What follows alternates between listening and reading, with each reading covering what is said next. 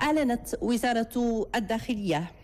يوم أمس أنه على إثر تحريات دقيقة دامت عدة أشهر قامت بها المديرية العامة لمراقبة التراب الوطني، تمكنت الفرقة الوطنية للشرطة القضائية من إلقاء القبض على مواطن جزائري يشبه في انتمائه لتنظيم الإرهابي جند الخلافة الذي ينشط بالجزائر، والذي سبق له أن تبنى اغتيال الرهين الفرنسي إيرفي كوردال.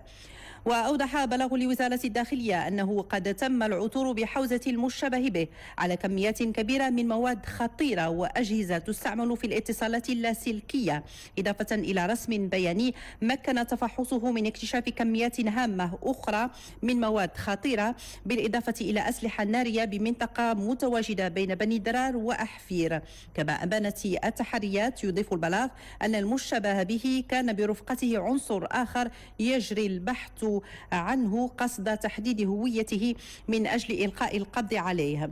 وأشار المصدر ذاته إلى أنه سيتم تقديم المشتبه به إلى العدالة فور انتهاء البحث الذي يجري تحت إشراف النيابة العامة المختصة.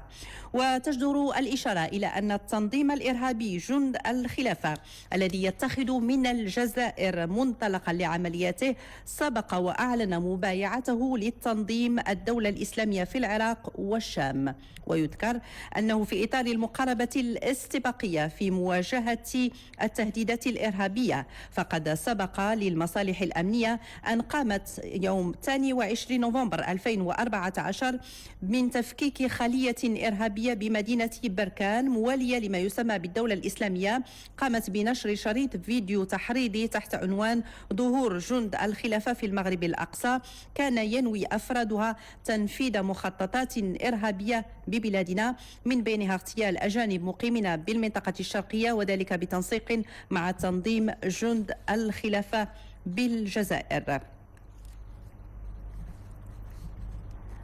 كان هذا بلاغ وزارة الداخلية.